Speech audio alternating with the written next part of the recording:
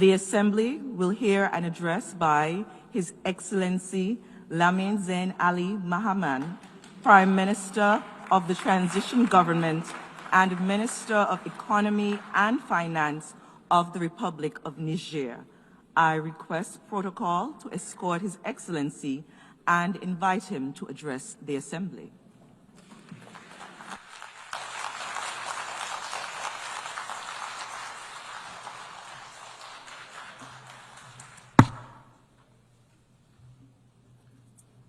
بسم الله الرحمن الرحيم وصلى الله على النبي الكريم.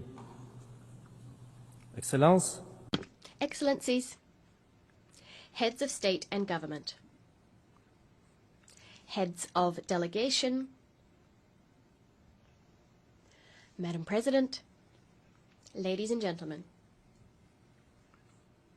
It is a great honor for me to deliver on behalf of the sovereign Nigerian people the greetings and the message of His Excellency Army General Abdurrahman Tiani, President of the Republic of Niger and Head of State. At the outset, Madam President, if I may, I'd like to extend to you our heartfelt congratulations on your election to preside over this 80th session of the United Nations General Assembly. Niger would like to assure you that you have our full support as you fulfill your mission. I also wish to applaud the commitment and leadership of your predecessor who steered the 79th session. Madam President, gentlemen, before getting to the heart of the matter, I would like to say that Niger supports the statement delivered on behalf of the Confederation of Sahel States from this very same rostrum by my brother and friend, His Excellency Abdoulaye Niger, Prime Minister of Mali, and this yesterday on the 26th of September 2025. He forcefully expressed the aspirations of our alliance and our people, with full respect for our sovereignty, the defense of our interests, and genuine cooperation with all countries enamored of peace and justice. Madam President, ladies and gentlemen, I would like to solemnly express the willingness of the sovereign people of Niger through their government, our willingness to maintain friendly, cooperative relations with all governments and peoples enamored of peace and justice, and this with respect for the values and principles set forth by the United Nations Charter, as well as our sovereignty and our interests. And how can it be otherwise when we know that throughout our history, the people of Niger and of the Sahel in general, drawing on their vast social and cultural diversity, always drew on their ancestral values to forge secular bonds and to harmoniously coexist amongst themselves and with their neighbors as well. Among the values which underpin our society, our unity, and our common aspirations, there are a number which stand out: inter-ethnic mixing, kinship with humor, respect for otherness, as well as religious tolerance and solidarity, not to mention peace. Throughout our history, we've strengthened mixing between the Hausa, Zama, Pils, Tuareg, Kanuri, Gumanche, Tubu, Arab, and Buduma people.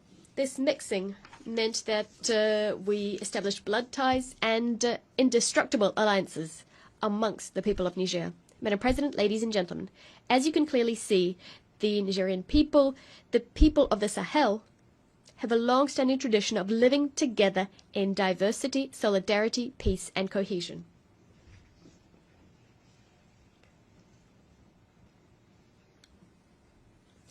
Across the vast territory of the Sahel, where the climate is often arid, our people understood very quickly that it was necessary to organize, to establish bonds, to cooperate with one another, so as to live in peace and security on this shared territory.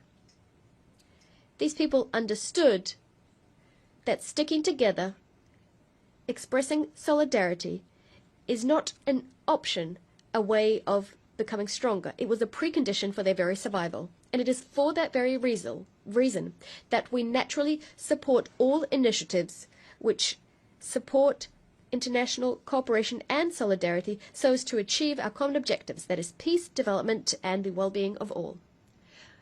For that same reason, we rise up against all initiatives or any actions which undercut the international community's efforts directed at achieving peace and development.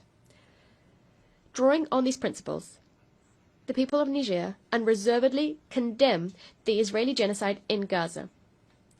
We unswervingly support the establishment of a sovereign Palestinian state.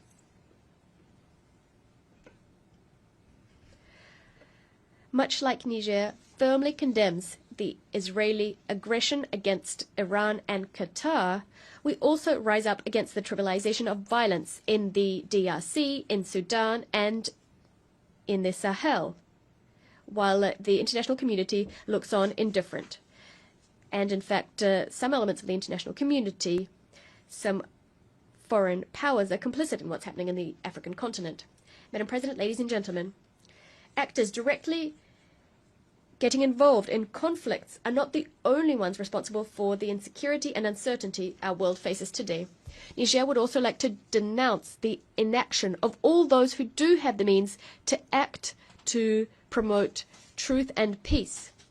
The silence of those who do have a voice, the indifference of those egoists who stand ready to destabilize entire countries or regions in their own interests, the lack of humanism on the part of those who work in underhand ways to sow death in other countries, and the foolishness of those who betray their motherland and their continent. President, ladies and gentlemen, inaction, indifference, complicit silence, as well as subversive and underhand actions to destabilize the situation, violent disinformation campaigns, information wars.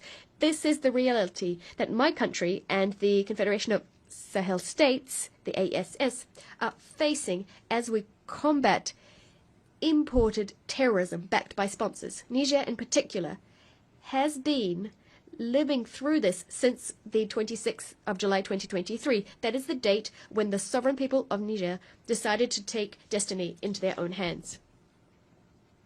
We must grasp the complexity of the tragedy unfurling in the Sahel, the challenges it throws up, the ins and outs. This is necessary to understand not only the game various actors are playing, but also the determination of our people and their governments to fight for victory, to tackle this challenge, regardless of the time and the sacrifice this will require.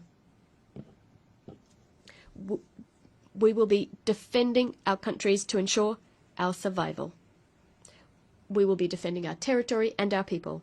Madam President, ladies and gentlemen, the usual narrative states that the situation in the Sahel can be explained away by the fall of the Gaddafi regime in 2011 and the collapse of the Libyan state, which resulted in armed groups being unleashed in our region and large quantities of weapons flowing into that same region.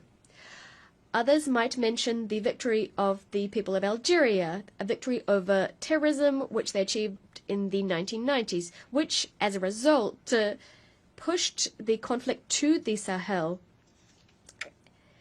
as terrorists found refuge in the Sahara and the Sahel. We must add to that the indisputable fact that as Western powers and armies set up shop in the Sahel countries, in Mali, Niger, and Burkina Faso in particular, to supposedly help these countries to combat terrorism, what we actually saw is terrorist phenomena in the region expand and intensify. Furthermore, it is also held up as an indisputable truth that the main leaders of these terrorist movements do not come from the Sahel.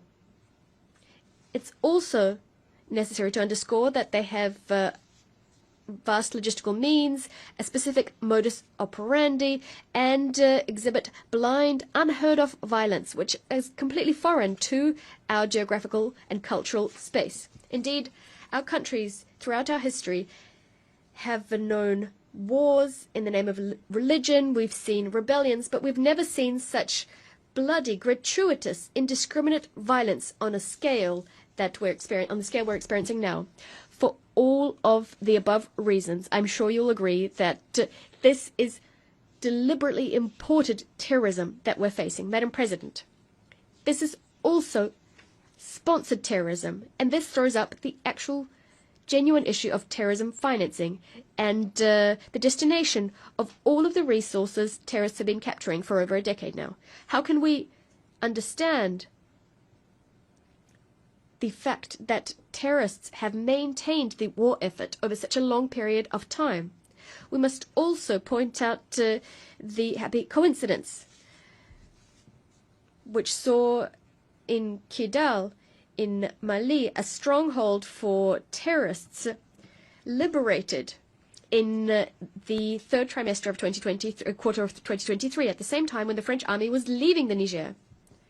The government of Niger, much like those of Mali and Burkina Faso, regularly informed international public opinion of the evidence we've collected, evidence of the involvement of a number of foreign powers in the destabilization of the Alliance of Sahel States and of the support they're providing to terrorists. Madam President, ladies and gentlemen, speaking from this rostrum, I'd like to condemn the self-avowed support of France to terrorism in Sahel and in particular in Niger. Indeed, since French troops were cast out from Niger in 2023, as announced, the government of France has established a subversive, underhand plan to destabilize my country. It involves sending intelligence to, training, funding, and equipping terrorists. Unfortunate attempts to create the conditions for inter-ethnic conflicts in Niger and in the Sahel, a disinformation and misinformation campaign to discredit my country, our institutions, our political leaders, and our army. France has also maintained and fueled ongoing political tensions between my country and some of our neighbors.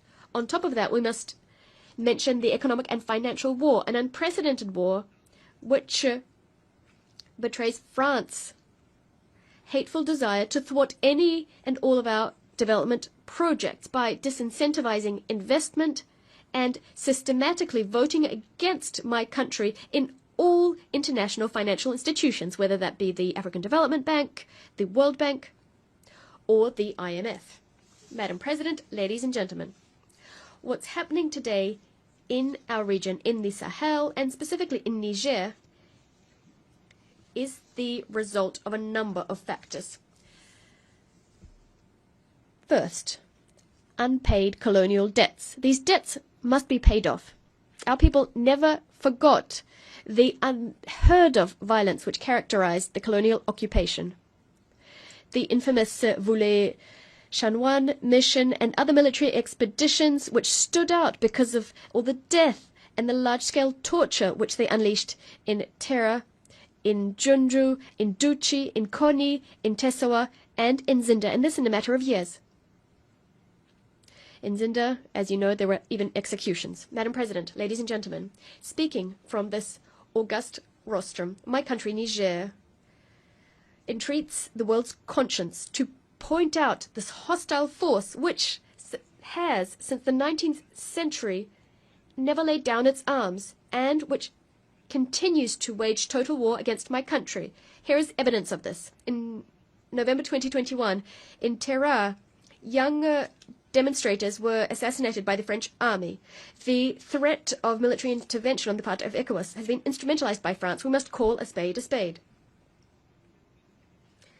The abject terrorism behind which France stands, committing vile crimes in the ASS. For instance, those committed in Fambita on the 21st of March 2025. 44 Muslims were executed in cold blood while they were at Friday prayers.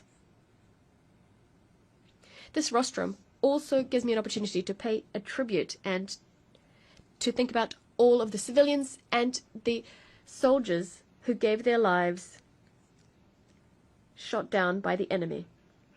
These crimes remind us of those committed by France in Niger, and this ever since 1899. Crimes which remain an open wound on our collective memory. In the name of human rights, I recall the innocent victims of the Central African Mission. I recall cities and villages which were pillaged and set on fire. I recall the carnage in Junju and Lugu. I recall martyr cities, Korenkalgo, where the population was entirely exterminated. In Beni Nkoni, where over 7,000 people were thrown into mass graves. I'm recalling pregnant women eviscerated, their fetuses left for the vultures to claim. I speak on behalf of raped women and hanged little girls. I speak on behalf of men shot dead and members of the resistance decapitated. On behalf of my country, Niger, I solemnly demand that France shoulders its duty of remembrance, to shoulder its duty of remembrance and to recognize its crimes. To recognize its crimes. On this note, General Chani has established a commission of experts, academics, and scientists to study these dark pages in our history and to rewrite the true history of our country, to set the record straight, to speak the truth, to reclaim ownership of our history, and to give back to our great nation its dignity.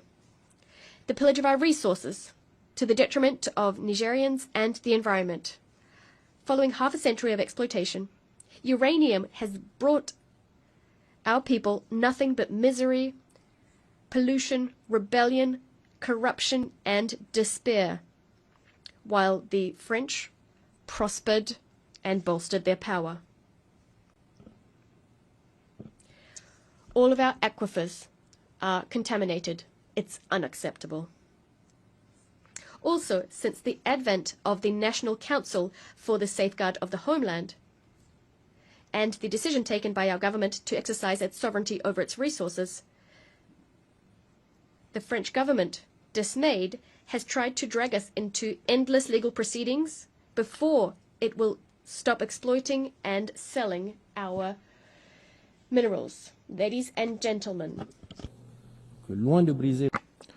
I would like to be clear that rather than breaking our spirit, the struggles we've had to face have only strengthened our determination to fight to the end, to vanquish the terrorists and their sponsors.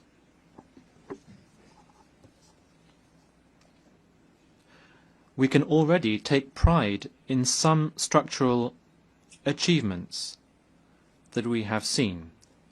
What the people of Niger have been successful in since the 26th of July 2023, with the National Council taking power, is to put our country on a new trajectory, which is a source of great hope.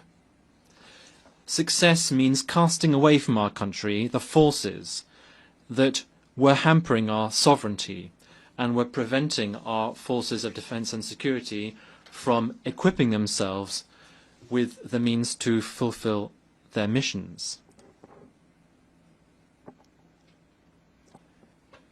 This is something we have to do. Success also means breaking with all of the unfair conventions, treaties and laws that were not in the interest of Niger. This is a strong sign for all of those who are accustomed to looting Niger, that now our country will defend its interests unashamedly. Success also means reaffirming our sovereignty over our natural resources, which had all too long been plundered by foreign powers. Success also means uniting our people on questions of national interest. Now all the people of Niger are united. They are focused on safeguarding our country's best interests. They've understood that the battle is a collective matter. That is why we have a new motto, Labusani no in Zama, Zanshinkasane in Hoasa, and Hala Ledi non in Fulfude. This means this is our business and our business alone. Success also means awakening our patriotism, which had all too long been trampled upon by individuals acting in their personal interests. Now, the people of Niger are proud of their fatherland. Success also means sincere support from the people to the government. People are now fully behind our efforts to put our country on the path to development. This also means that Niger can stand on its own 2 feet, can stand up to and vanquish terrorism, can protect its sovereignty, can invest in the country's future, in a nutshell, can live without the so-called foreign assistance, which is so often in the past been used to threaten and humiliate us. Success also means that for the first time in our country's history, decisions affecting Niger and our people are taken in Niger, by the people of Niger, and in the interest of Niger, and nowhere else.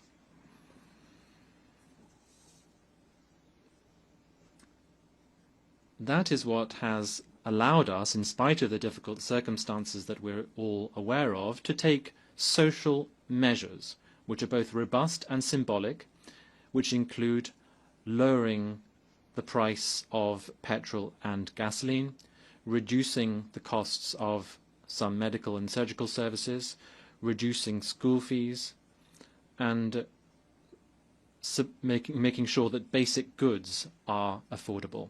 Madam President, ladies and gentlemen, as you can see, Niger is well on the way to a new model of governance. This approach was built upon in the conference that was held, the national conference held in Niamey from the 15th to the 20th of February this year, which brought together all of the forces of the nation. This led to the adoption of significant recommendations and the drafting of a reform charter for our country. In line with the charter, it also allowed us to progressively establish our institutions, such as the Reform Council, the State Court, the Audit Court, the Commission to Combat Economic, Financial and Fiscal Crimes, the National Communication Unit, and the Authority for Regulation of Public Procurement. Next, in the diplomatic domain, Niger has not just enlarged its diplomatic relations with many countries and redefined consular positions, but has also redefined the framework of cooperation with its partners. This is now based on the absolute respect for our sovereignty, our strategic choices, and the legitimate aspirations of our people. Niger is therefore not isolated, far from it. We are also committed to a vast agricultural programme to ensure food self-sufficiency for our hard-working people, by ensuring that we fully use the thousands of hectares of arable land through large-scale irrigation. The head of state has asked for this to be a reality, and now the results that we've achieved are encouraging, 1 year since we've implemented these measures. For the first time in our recent history, the country has not been through a lean period, the period during which generally we had to request support from the international community. Our ambition is for Niger to have food sovereignty. Inshallah, we will no longer need to ask for support to feed our people. Turning to economics, in spite of the iniquitous sanctions imposed on Niger and the economic blockade supported and financed by France, who are trying to hamper our country, we have courageously kept going with our macroeconomic reforms, and this has led in particular to our taming inflation to minus 0.1% at the end of August of this year. And now we plan to see economic growth of some 7% looking in the period 2025-28. In addition, our budget deficit, which was 5.4% of GDP in 2023, will, we hope, be contained to 3% by the end of this year. And significant efforts have been made to improve our debt profile. Madam President, ladies and gentlemen, now when it comes to the issue of human rights, Niger reaffirms its commitment to the international legal instruments to which it is a party. Nevertheless, we condemn the selective approach used in implementing human rights principles by some countries whose only aim is to harm our state's image. I would also like to clearly say that Niger and all of the Confederation of Sahel states, profoundly committed to respecting human dignity and the flourishing of our people, will not take any human rights lectures from any kind of body.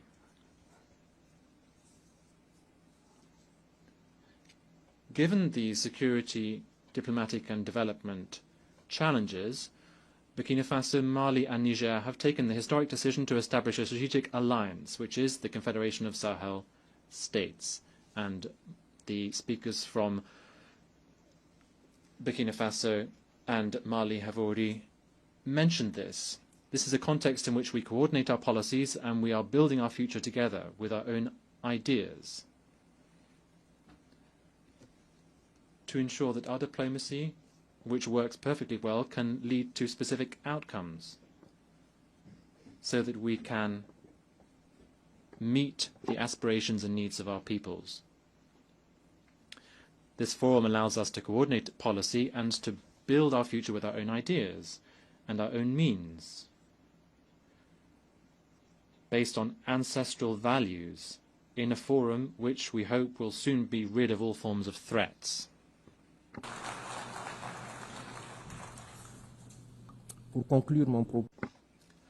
In conclusion, I would like to say that Niger is, as a result of its history and geography, facing many challenges. We have to acknowledge that, such as the effects of climate change, droughts, followed by floods, which are making life for our farmers even harder. Many of our young people are still in need, and we are also facing up to the fact that a lot of our wealth has previously been exploited by foreign powers, shamelessly. We also have the scourge of terrorism, financed by Western powers as a result of one-sided agreements. Terrorism has been plunging our towns into sorrow, and people have been deprived of their needs. However, Niger, together with the other two countries of the Confederation, are currently enjoying a renaissance, and we are currently on the road to recovery through the leadership of our three heads of state and our determination to take our destiny into our own hand. The recovery in Niger is not a break with the international community. It rather just reaffirms our sovereignty, our dignity, and our inalienable right to choose our partnerships for the well-being of our children.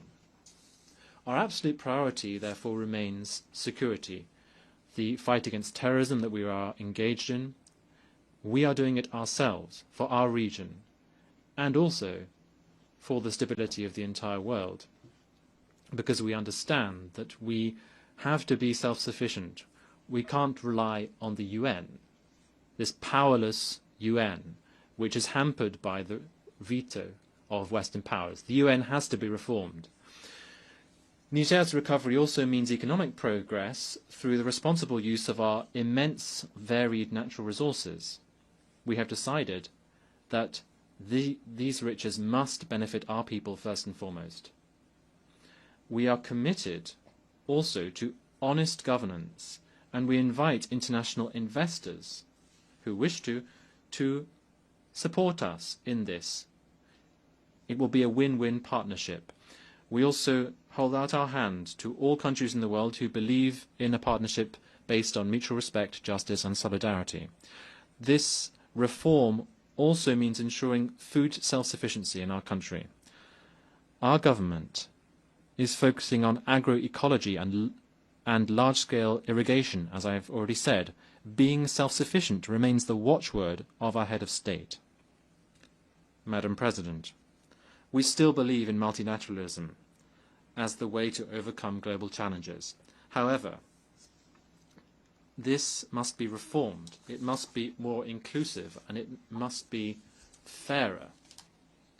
Africa must have its full place as it is required in international decision-making bodies, including in the Security Council. The voice of our alliance must be heard when peace in the world is discussed. We have our role to play. We must work together to build a more resilient, a fairer, more equal world. A world in which security is not the privilege of just a few powers, but the right of all countries, be they large or small. A world in which every nation's view counts without any kind of discrimination, and where the voices of the people are heard. Ladies and gentlemen, thank you on behalf of my country, Niger. On behalf of the Assembly, I wish to thank the Prime Minister of the Transition Government